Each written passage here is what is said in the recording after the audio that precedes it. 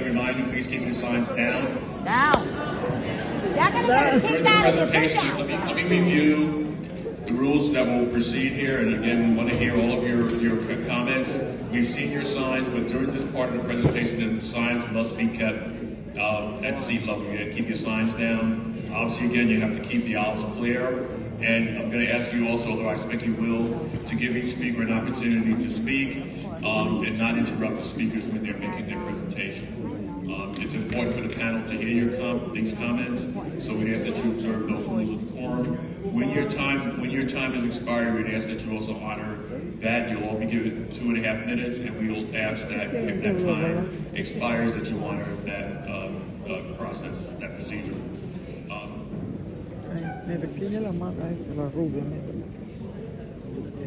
Okay. At this point, I'll ask Secretary if you will introduce the resolution. Yes, the resolution up for approval is entitled, "The Resolution of the Panel for Educational Policy Opposing a 5-Year Bus Contract Without Employee Protection Provisions." Chair Faulkner. Okay, is there a motion to adopt the resolution? Motion to adopt, is there a second? Motion has been made and seconded. We'll now proceed to public comment. Are there members of the public who signed up to speak? I think there are. Yes, I will call in groups of, I'm going to call in groups of 4. And you can make your way down to the microphone and begin speaking after I call the names. Please make sure to introduce yourself for the record. Tamara Farrell, Albert Trotman, Joseph Seguero, Jean, I apologize, it's S-G-R-O, so Scro, Jean DeLeon, DeLeon, that's what I Get him, G. Okay, speakers can begin. Speaker to the left, please introduce yourself. Good evening. My name is Joseph Scro, Senior Vice President for Total Transportation Corp, and I thank you for giving me the chance to be here tonight. I come here in an attempt to dispel some of the misconceptions regarding school bus vendors and the school bus system as a whole. Over the course of the last few weeks, we have watched as we were called privileged in the media, accused of holding students hostage and engaging in bad faith, and told in no uncertain terms by this panel that they had no intentions of even considering a long-term deal for our contracts. Now, I want to be clear. We also heard the various accounts from parents and advocates as to their own experiences with school bus transportation. The public is right to challenge us to do better. However, it's worth noting that the vast majority of issues were for things like routing, elongated travel time, and crowded buses, which are all things that fall outside of the school bus company's control. We remain committed to doing our part in improving the service, but let's not misrepresent a bid as being a magic wand capable of curing all the system's shortcomings.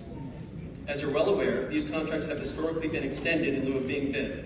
But the notion that extensions mean that these contracts are intrinsically out of date is extremely misguided.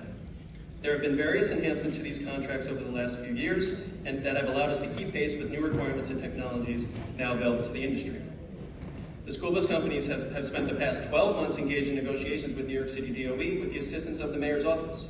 We did so in good faith and finalized a 5-year contract extension in June 2025. A contract extension that includes increased training requirements, investments in over 200 electric vehicles, purchases for minority and women-owned businesses to the tune of $340 million, and enhanced staffing and accountability, including providing the DOE with access to our call center statistics, all to be used in conjunction with past enhancements such as AC requirements, maximum vehicle age, GPS requirements, and parent tracking apps. The negotiations have been finalized and an agreement had been reached. Yet, when the materials for this meeting became available, our 5-year contract extension, or any contract extension past the end of this month, was inexplicably missing from the agenda. So here we stand on the verge of a crisis that compromises one of the most imperative core values we have as an industry, care for our students. To clarify, any risk to stoppage of service is related to a lapse in contract, not a strike. The companies, the labor unions, the Department of Education, and City Hall are all in agreement that a 5-year deal is what's best for everyone involved. Instead of blind opposition to this idea, I implore this panel to educate themselves about the benefits of this deal, stop romanticizing a bid, vote no to this resolution, and yes to 5 years of stability and safety for the students of this city.